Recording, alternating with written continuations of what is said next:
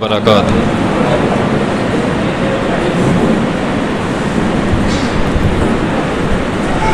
الحمد للہ نحمده ونستعینه ونستغفره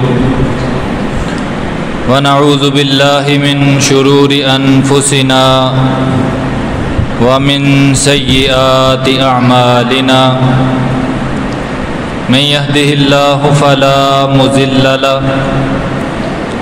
ومن يضلل فلا هادي له أشهد أن لا إله إلا الله وحده لا شريك له وأشهد أن محمدا عبده ورسوله اللهم صل على محمد وعلى آل محمد كما صليت على إبراهيم وعلى آل إبراهيم إنك حميد مجيد اللهم بارك على محمد وعلى آل محمد كما باركت على إبراهيم وعلى آل إبراهيم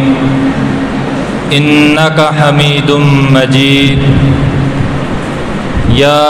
أيها الذين آمنوا اتقوا الله حق تقاته ولا تموتن إلا وأنتم مسلمون يا أيها الناس اتقوا ربكم الذي خلقكم من نفس واحدة وخلق منها زوجها وبث منهما رجالا كثيرا ونساء واتقوا الله الذي تساءلون به والأرحام إن الله كان عليكم رقيبا يا أيها الذين آمنوا اتقوا الله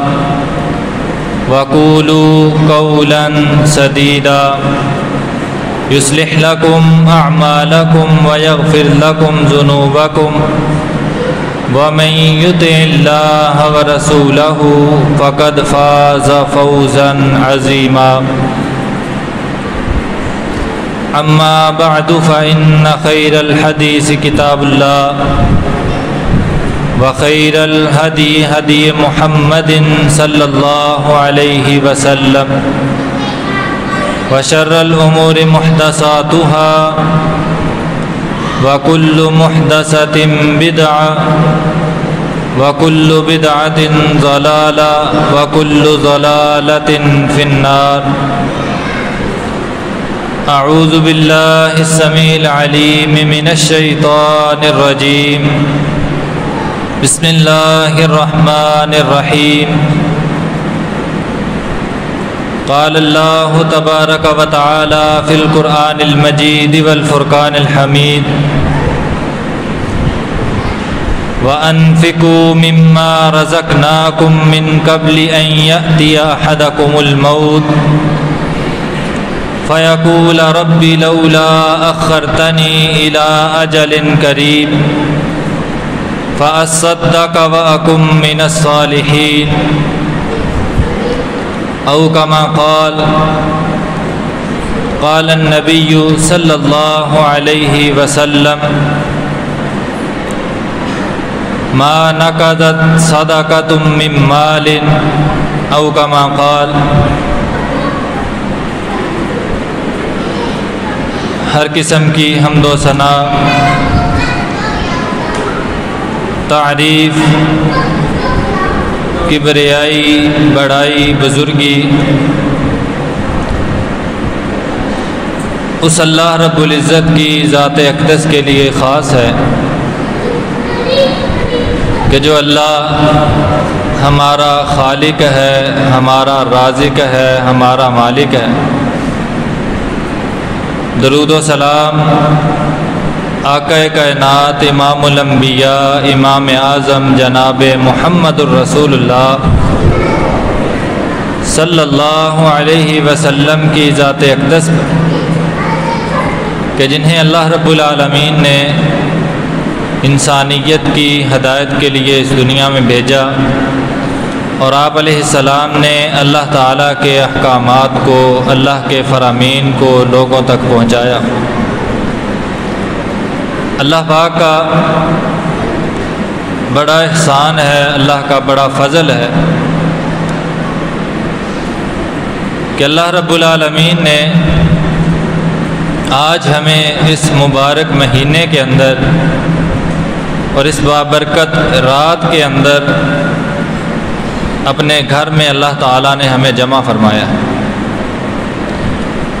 اور ہمارا شمار ان لوگوں میں کیا ہے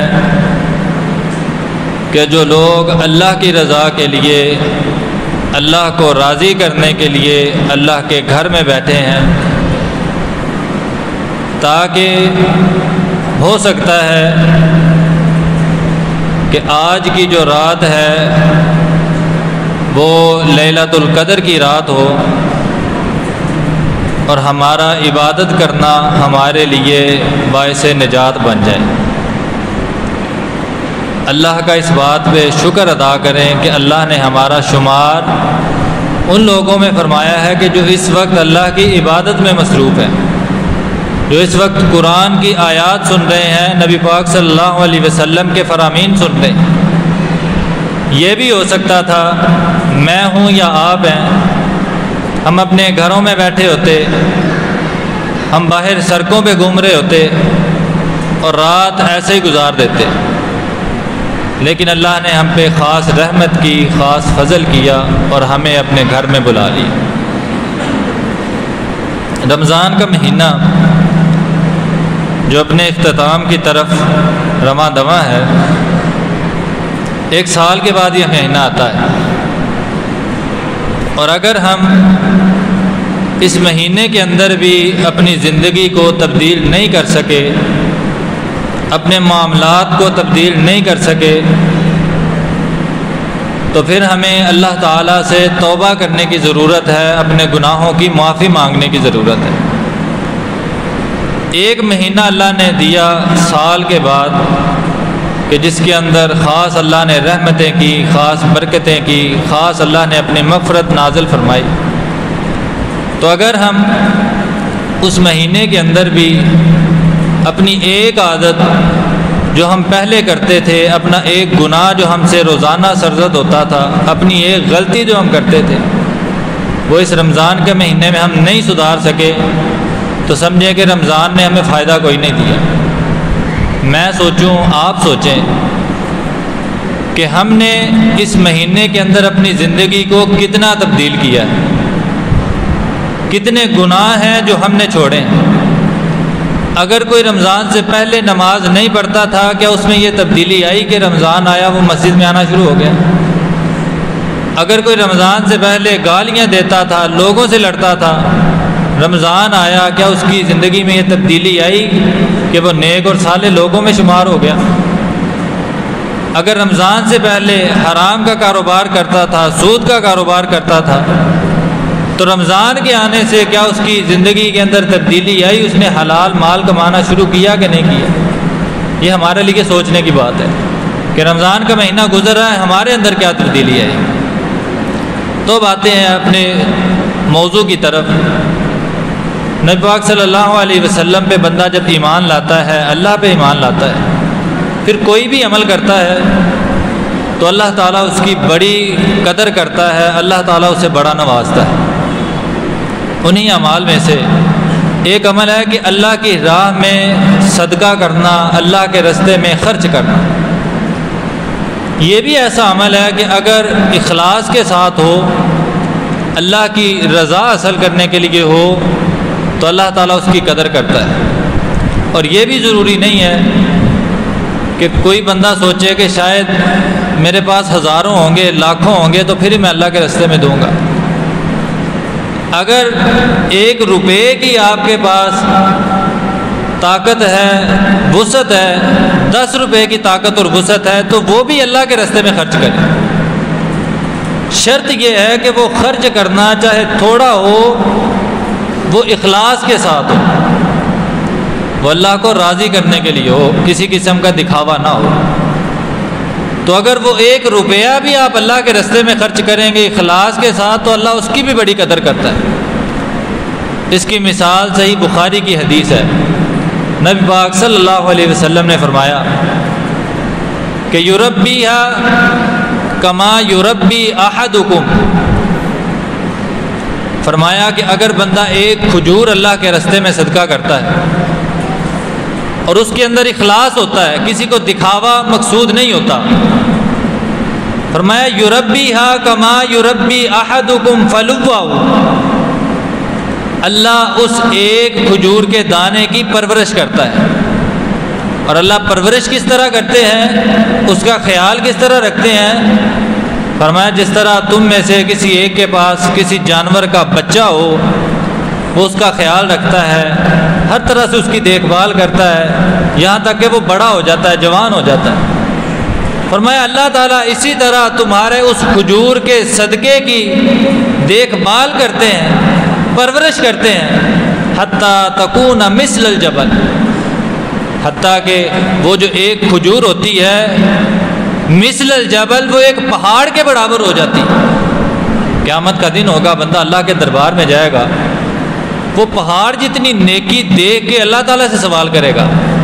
اے میرے اللہ یہ اتنی بڑی نیکی کہاں سے آ گئی،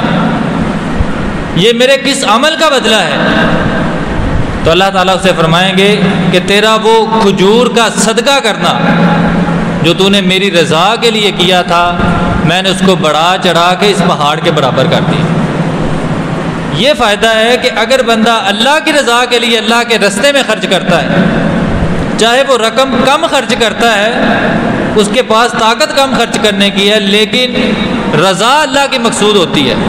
اللہ کو راضی کرنے کے لیے کرتا ہے، تو اللہ تعالیٰ پھر اس کی قدر کرتا ہے۔ ایک اور مثال جو قرآن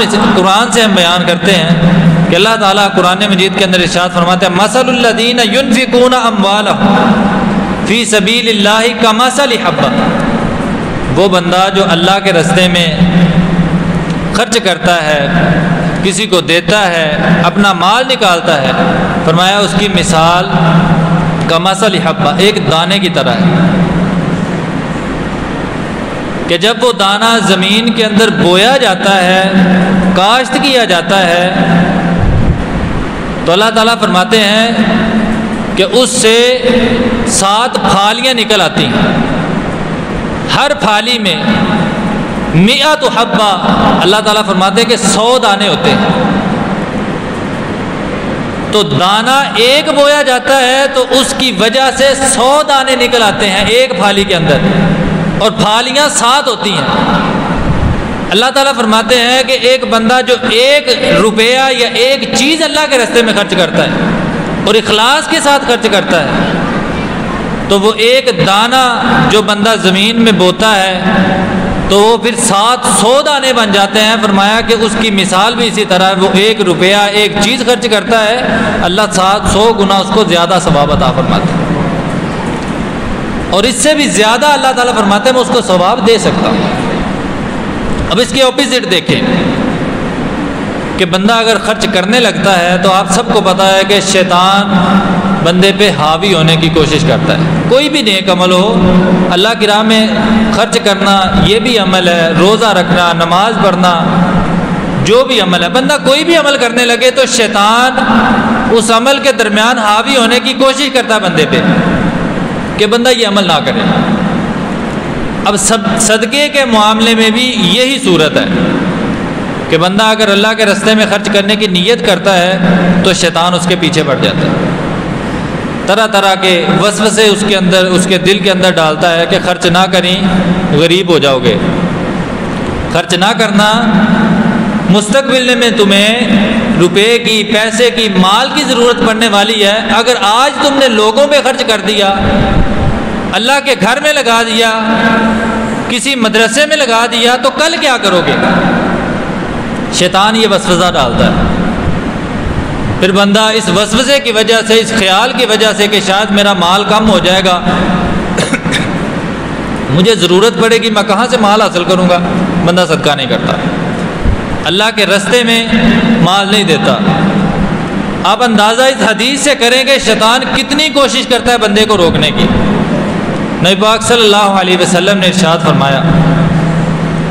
کہ جب بندہ صدقہ کرنے کی نیت کرتا ہے، صدقہ کرنے کی کوشش کرتا ہے، تو 70 شیطان جو ہے وہ اس کے پیچھے بڑھ جاتے ہیں، اس کو روکنے کے لیے، اس کے دل میں وسوسے ڈالنے کے لیے کہ یہ بندہ اللہ کے راستے میں خرچ نہ کرے۔ تو حضور علیہ السلام نے فرمایا جب بندہ شیطان کی بات نہیں مانتا، وسوسوں سے دور ہٹ جاتا ہے، اللہ کے راستے میں خرچ کر دیتا ہے، تو نبی علیہ السلام نے فرمایا کہ وہ بندہ یفک کا لحیی 70 شیطانا، وہ بندہ 70 شیطانوں کے منہ کو پھاڑ کے اللہ کے راستے میں صدقہ کر دیتا ہے۔ وہ 70 شیطانوں کو شکست دیتا ہے، پھر اللہ کے راستے میں صدقہ کر دیتا ہے۔ اور کچھ چیزیں یہ ہیں کہ جو بندہ اللہ کے راستے میں صدقہ کرتا ہے اس کو فائدہ کیا ہوتا ہے۔ سب سے پہلا جو فائدہ وہ یہ ہے کہ جو بندہ اللہ کے راستے میں مال کو خرچ کرتا ہے اس کے مال میں اضافہ ہوتا ہے۔ اب خرچ نہ کرنے کی سب سے بڑی وجہ یہ ہے کہ ہم سمجھتے ہیں کہ میری جیب کے اندر 1000 روپے ہے، میں نے اگر اس میں سے 10 روپے 100 روپے کسی کو دے دیے تو میرے تو 1000 روپے سے اتنے پیسے کم ہو جائیں گے، 100 یا 900 رہ جائیں گے، وہ جو 100 میں نے دیا وہ کہاں سے پورا کروں گا۔ یہ سب سے بڑی وجہ ہے کہ آج ہم اللہ کے راستے میں صدقہ نہیں کرتے، اللہ کے راستے میں اپنا مال نہیں دیتے، یہ سب سے بڑی وجہ ہے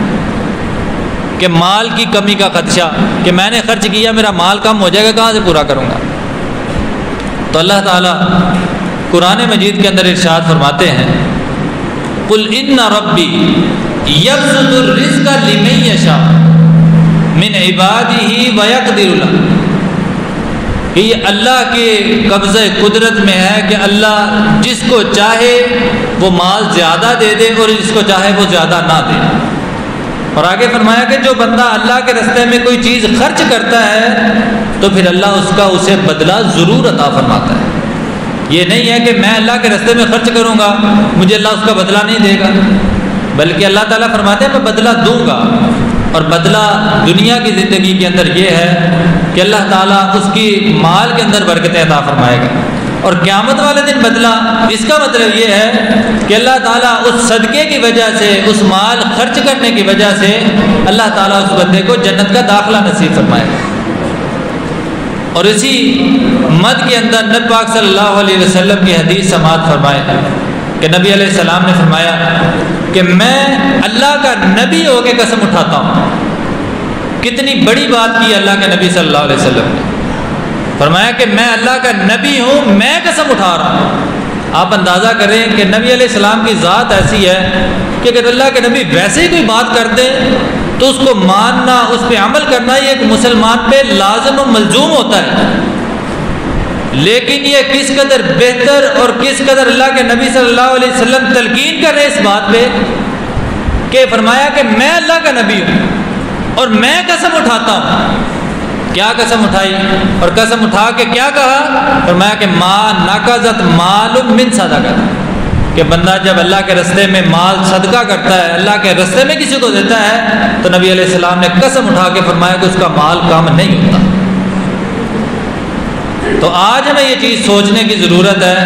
کہ اگر میرے دل میں خیال آتا ہے میں خرچ کرنے لگتا ہوں تو میرا مال شاید کم ہوگا، تو نبی صلی اللہ علیہ وسلم کی یہ حدیث نوٹ فرما لیں، لکھ کے لے جائیں کہ اللہ کے نبی نے فرمایا اس بندے کا مال کم نہیں ہوتا۔ اور دوسرا فائدہ، جو بندہ اللہ کے راستے میں خرچ کرتا ہے اللہ کے فرشتے اس کے لیے دعائیں کرتے ہیں۔ اب کسی کا کاروبار نہیں چل رہا، بندہ پریشان ہے، تو وہ کسی نیک بندے کے پاس جاتا ہے، حضرت جی دعا کرتے ہو کاروبار نہیں چلتا پیا، اللہ برکت دے۔ ہو سکتا ہے اللہ اس کی دعا قبول کرے یا نہ کرے۔ ایک معاملہ یہ ہے، اور ایک یہ ہے کہ کسی بندے کے کاروبار کے لیے، کسی کی مال و دولت کے لیے اللہ کے فرشتے دعا کریں کہ یا اللہ اس کے مال کے اندر برکت عطا فرما، اور فرشتے بھی وہ کہ جنہیں اللہ تعالیٰ نے مقرر کیا ہے۔ یہ کتنی بڑی بات ہے۔ نبی پاک صلی اللہ علیہ وسلم نے فرمایا ما من یوم یصبح العباد، کوئی بھی دن ہو بندہ جب صبح کرتا ہے تو اللہ تعالیٰ کے دو فرشتے ملکان ینزلان، اللہ کے دو فرشتے آسمان سے نازل ہوتے ہیں، دونوں ایک ایک دعا کرتے ہیں۔ اب ہم نے دیکھنا ہے کہ ہم کس فرشتے کی دعا کے اندر آ رہے ہیں۔ ہم نے دیکھنا ہے کہ دو فرشتوں میں سے کس کی دعا مجھے لگ رہی ہے، کس کی دعا میرے کاروبار کو لگ رہی ہے، یہ ہم نے دیکھنا ہے۔ بڑے مسائل حل ہو جائیں گے، یہ مسئلہ بھی حل ہو جائے گا میرے کاروبار کے اندر برکت نہیں ہے، یہ مسئلہ بھی حل ہو جائے گا میرے کاروبار کی بندش ہے، میری دکان پہ گاہک نہیں آتے، میری دکان نہیں چلتی، میری فیکٹری نہیں چلتی، یہ مسئلے بھی حل ہو جائے گا۔ دیکھنا یہ ہے کہ ان دو فرشتوں میں سے کس فرشتے کی دعا مجھے لگ رہی ہے۔ فرمایا کہ ان میں سے ایک فرشتہ کہتا ہے اللہم آتی، اے اللہ منفقن، اے اللہ جو بندہ تیرے رستے میں خرچ کرتا ہے خلفن، اے اللہ اس کو اور زیادہ عطا فرما۔ ایک فرشتہ کیا دعا کرتا ہے؟ اے میرے اللہ جو تیرے رستے میں خرچ کرتا ہے اس کے مال کو زیادہ کر دے، اس میں برکت عطا فرما دے۔ وَيَقُولُ الْآخِرُ، اور دوسرا فرشتہ کہتا ہے اللہم آتی، اے اللہ ممسکن، جو بندہ مال کو روک کے رکھتا ہے، پیسوں کو چھپا کے رکھتا ہے، کسی غریب کو نہیں دیتا، کسی مسکین کو نہیں دیتا، کسی ضرورت مند کو نہیں دیتا، کسی مسجد میں کسی مدرسے میں نہیں لگاتا، اے اللہ فرشتہ دعا کرتا ہے اے اللہ جو تیرے رستے میں نہیں دیتا، مال کو چھپا کے رکھتا ہے، کسی کو نہیں دیتا، اے اللہ اس کے مال کو تباہ کر دے۔ یہ آج ہم نے دیکھنا ہے۔ اگر ہم چاہیں تو روزانہ فرشتوں کی دعا لے سکتے ہیں، کسی بندے کے پاس جانے کی ضرورت نہیں ہے۔ اگر روزانہ کی بیسک پہ ہم اپنے مال میں سے کچھ نہ کچھ مال نکال کے کسی غریب کو دے دیں، کسی مدرسے میں دے دیں، کسی مسکین کو دے دیں، تو روزانہ ایک فرشتہ ہمارے لیے دعا کرے گا۔ اور دعا کیا ہوگی کہ میرے اللہ اس کے کاروبار کے اندر برکت عطا فرما دے۔ یہ ہم نے سوچنا ہے کہ ہم نے کس فرشتے کی دعا لینی ہے، اس فرشتے کی کہ جو برکت کی دعائیں کرتا ہے، یا اس فرشتے کی جو یہ دعا کرتا ہے کہ یا اللہ اس کے مال کو تباہ و برباد فرما دے۔ اللہ کے راستے میں صدقہ کرنے کا ایک فائدہ یہ ہوا کہ اللہ کے فرشتے اس بندے کے لیے دعائیں کرتے ہیں جو بندہ اللہ کے راستے میں مال کو خرچ کرتا ہے۔ اب ایک اور فائدہ کہ جو بندہ اللہ کی راہ میں لوگوں کو دیتا ہے، خرچ کرتا ہے، اللہ اس کی غیبی مدد فرماتے ہیں۔ اس کے آس پاس والوں کے کاروبار نہ چلیں، تباہ ہو جائے، لیکن جو اللہ کے راستے میں خرچ کرنے والا ہے اس کا کاروبار کبھی تباہ نہیں ہوگا، اللہ غیبی مدد فرمائے گا۔ حدیث سنیں صحیح بخاری کی، نبی پاک صلی اللہ علیہ وسلم نے فرمایا ایک بندہ کسی صحرا میں جا رہا تھا، اس نے بادلوں سے آواز سنی، بادلوں میں آواز آئی اس بندے کو، آواز کیا تھی؟ کوئی بادلوں سے کہہ رہا تھا کہ اس کی حدیقہ فلاں، بادلوں میں سے نا کسی نے نام لیا کسی بندے کا اور بادلوں کو مخاطب کر کے کہا کہ اے بادلوں فلاں بندے کا جو باغ ہے، جو اس کی زمین ہے، وہاں جا کے برسو، اس کو پانی کی ضرورت ہے۔ کتنی بڑی بات ہے۔ آج یہ بھی بات سوچنے کی ہے کہ ہمیں جب بارشوں کی ضرورت ہوتی ہے، جب ہم فصل کاشت کرتے ہیں تو کسانوں کو سب سے زیادہ ضرورت کس چیز کی ہوتی ہے کہ اللہ بارش دے، ہمیں اپنا فیول نہ استعمال کرنا پڑے، پانی اپنا نہ لگانا پڑے، اللہ بارش دے دے، ہماری فصل بہتر ہو جائے۔ اس وقت بارش نہیں آتی۔ بارش کب آتی ہے؟ جب بارش کی ضرورت نہیں ہوتی، جب فصلیں پکی ہوئی ہوتی ہیں تب بارشیں آ جاتی ہیں۔ پھر لوگ دعائیں کرتے ہیں یا اللہ بارش لا دے، ضرورت نہیں ہے۔ وہ بارش لوگوں کی فصلوں کو تباہ کر دیتی ہے۔ وجہ کیا ہے؟ کہ لوگوں نے، ہم نے اللہ کی راہ میں دینا چھوڑ دیا۔ جو بیمار تھے ان کی بیماریاں بڑھ گئیں صدقہ نہ کرنے کی وجہ سے، اللہ کے راستے میں نہ دینے کی وجہ سے۔ لوگوں کے کاروبار سے برکت اٹھا لی گئی اللہ کے راستے میں صدقہ نہ کرنے کی وجہ سے۔ جو پریشان تھے ان کی پریشانیاں بڑھ گئیں اللہ کے راستے میں صدقہ نہ کرنے کی وجہ سے۔ جو لاچار تھے ان کی لاچاریاں بڑھ گئیں اللہ کے راستے میں صدقہ نہ کرنے کی وجہ سے۔ لیکن جنہوں نے اللہ کے رستے میں دیا، اپنے مال کو اللہ کا مال سمجھا اور رب کے رستے میں دیتے رہے، پھر حدیث سنے، نبی علیہ السلام نے فرمایا اس بندے نے آواز سنی نا تو پریشان ہوا اور سوچ میں پڑ گیا کتنا فضیلت والا وہ بندہ ہے، وہ کون سا کام کرتا ہوگا کہ بادلوں سے آوازیں آ رہی ہیں اس کی فصل کو پانی دو۔ وہ بندہ کہتا ہے کہ وہ بادل کا ایک ٹکڑا ایک جانب چلنا شروع ہو گیا، وہ بندہ اس کے پیچھے پیچھے کہ دیکھوں تو صحیح یہ بارش کہاں جا کے برستی ہے، کس کی فصل کو پانی لگتا ہے، کون وہ خوش نصیب ہے۔ وہ بندہ اس بادل کے پیچھے پیچھے ایک جگہ پہ گیا جہاں جا کے وہ بارش ایک پتھریلی زمین پہ برسی، وہاں سے ایک نالی کی صورت میں ایک باغ کے اندر چلی گئی۔ وہاں ایک بابا جی بیٹھے تھے، ان کے ہاتھ میں ایک اوزار تھا، وہ پانی کو اپنے حساب سے جس درخت کو لگانا ہوتا وہ لگاتے جا رہے ہیں، پانی سارا ان کے باغ کو لگ گیا۔ اب یہ بندہ اس آدمی کے پاس پہنچا جس کا باغ تھا، سوال کیا بابا جی کر دے کی ہو، باقی پیلیاں بیلیاں بھیاں نے، ان کو پانی نہیں لگا، وہاں بارش نہیں ہوئی، اور آپ کے لیے کوئی بادلوں کو کہہ رہا تھا کہ فلاں بندے کے باغ ہے، فلاں کی فصل ہے، اس کو جا کے پانی لگاؤ۔ آپ کے ساتھ والی فصل بھی ہے، اس کو پانی نہیں لگا، پیچھے بھی فصل ہے اس کو پانی نہیں لگا، دائیں بائیں پانی نہیں لگا، آپ کی فصل کو پانی کیوں لگا ہے؟ آپ کون سا ایسا عمل کرتے ہیں، کیا کام کرتے ہیں؟ اس نے کہا کہ میں کام یہ کرتا ہوں کہ جب میری فصل پک جاتی ہے میں اس کے 3 حصے کر لیتا ہوں۔ ایک حصہ میں اپنے کھانے پینے کے لیے رکھ لیتا ہوں، ضرورتوں کو پورا کرنے کے لیے رکھ لیتا ہوں۔ دوسرا حصہ جو ہے وہ میں دوبارہ جب کاشت کرنی ہوتی ہے اس کے لیے رکھ لیتا ہوں، بیج کے طور پہ میں دوسرا حصہ رکھ لیتا ہوں، اور جو تیسرا حصہ ہوتا ہے میں یہیں سے غریبوں میں تقسیم کر دیتا ہوں، میں کبھی اپنے گھر میں نہیں لے کے گیا۔ یہی وجہ ہے کہ لوگوں کو اگر بارش کی ضرورت ہو بھی، بارش نہ آتی ہو، اللہ میری فصل کو پانی ضرور لگا دیتا ہے۔ یہی مثال ہمارے لیے، میرے لیے، آپ کے لیے۔ یقیناً آپ سب کوئی نہ کوئی کاروبار ضرور کرتے ہیں، کچھ نہ کچھ تو کرتے ہیں، اور شکایت ہم سب کو ہے کہ میں کمانا بنا لیکن پوری نہیں پہنتی۔ تو وجہ یہ ہے کہ ہم نے اللہ کے راستے میں جب سے دینا چھوڑ دیا، اللہ نے ہمارے مالوں میں سے برکت اٹھا لی۔ یا تو ہماری دکان نہیں چلتی، اگر چل بھی جائے، مال آ بھی جائے تو اس میں برکت نہیں رہتی۔ تو اگر ہم چاہتے ہیں کہ ہمارے مالوں کے اندر، کاروبار کے اندر برکت ہو، زیادتی ہو، تو صدقہ کرنا اس عمل کو لازم پکڑے کہ جو بندہ یہ عمل کرتا ہے، صدقہ کرتا ہے، اللہ کے راستے میں دیتا ہے، اس کو فائدہ یہ ہوتا ہے کہ اللہ تعالیٰ اس کی غیبی مدد فرماتا ہے، پھر اس کا جو کاروبار ہے، اس کی فصل ہے، اللہ تعالیٰ اس کے اندر برکتیں عطا فرما دیتا ہے۔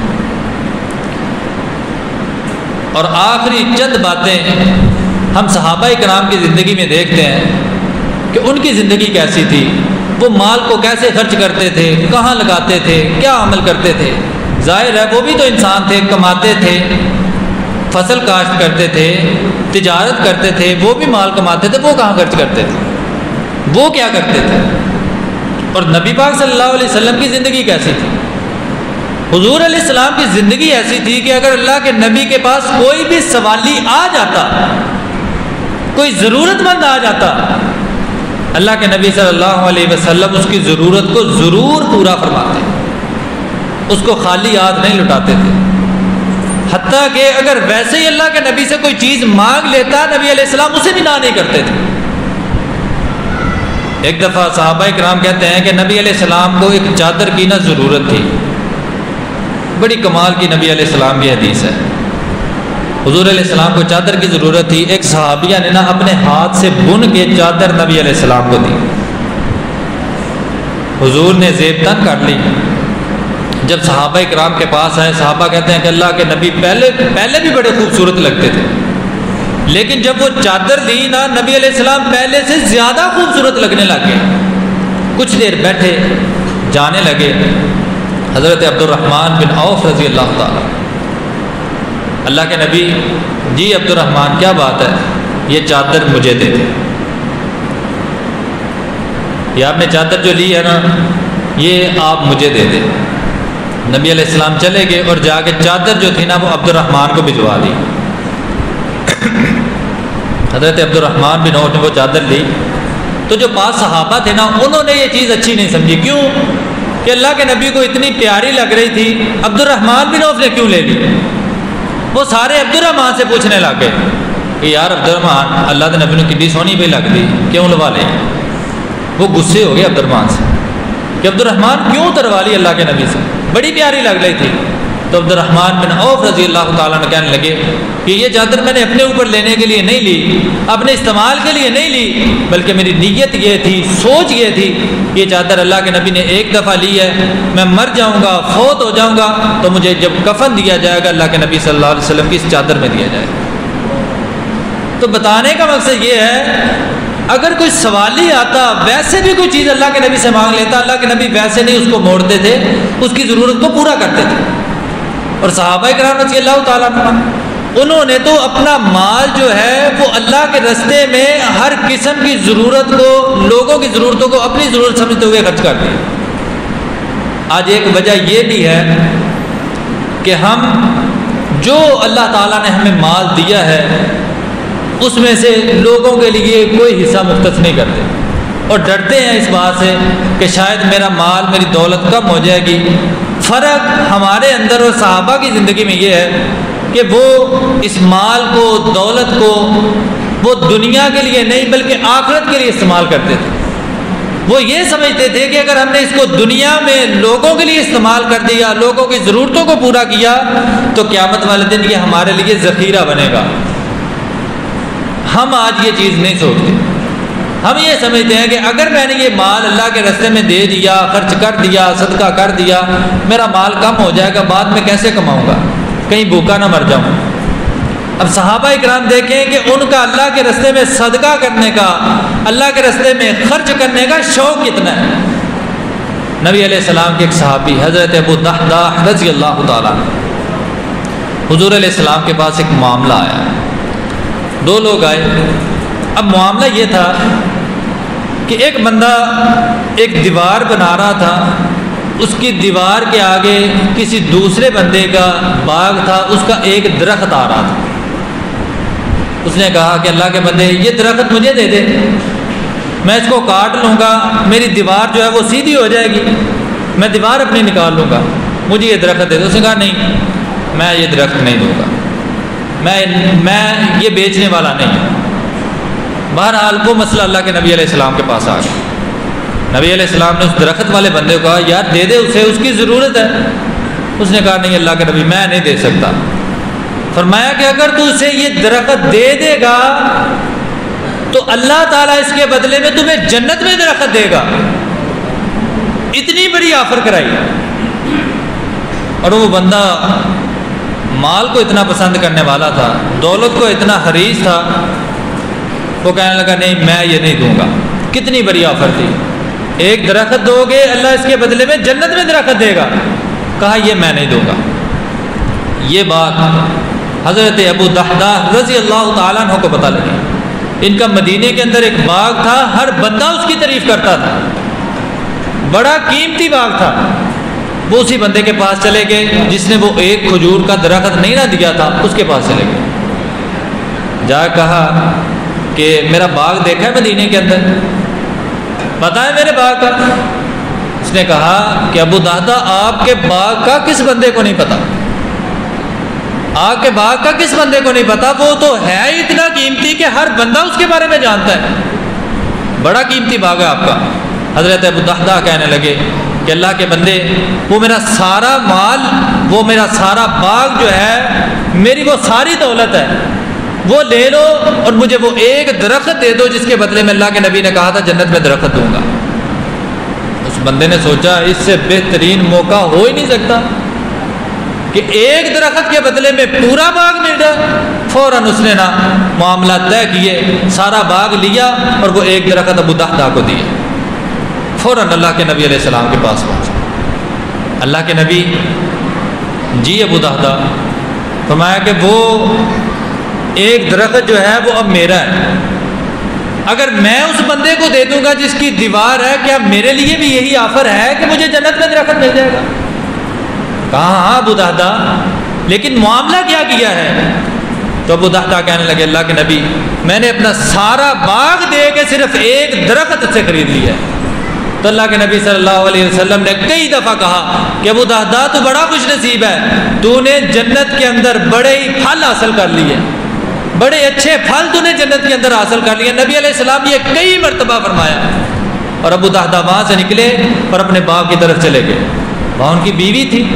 اور باہر سے یہ آوازیں لگا رہے ہیں، یا ام دہدا اخرجی من الحائط، یا ام دہدا اخرجی من الحائط، ام دہدا باغ سے باہر آ جا۔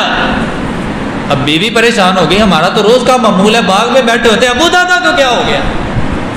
میرے خامد کو کیا ہو گیا، جیسے آوازیں کیوں لگا رہے ہیں، باغ کے اندر بھی نہیں آ رہا۔ باہر آئی،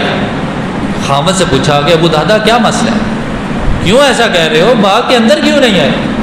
تو ابو دہدا کہنے لگی، اپنے بیوی کو کہنے لگے کہ میں نے یہ جو باغ ہے یہ فروخت کر دیا، یہ میں نے باغ دے دیا ہے۔ بیوی نے پوچھا اچھا اس کے بدلے میں کیا لیا ہے، اتنا خوبصورت باغ ہے، اس کے بدلے میں کہاں باغ لیا ہے؟ اب ہوتا تو ایسے نہ بندہ ایک جگہ سے ایک پلاٹ بیچتا ہے، اس لیے بیچتا ہے اچھی قیمت مل رہی ہے کہیں دوسری جگہ لے لوں گا، بندہ دوسری جگہ لے لیتا ہے۔ بیوی نے کوئی سوال کیا، یہ باغ بیچا ہے تو دوسرا کس جگہ لیا ہے؟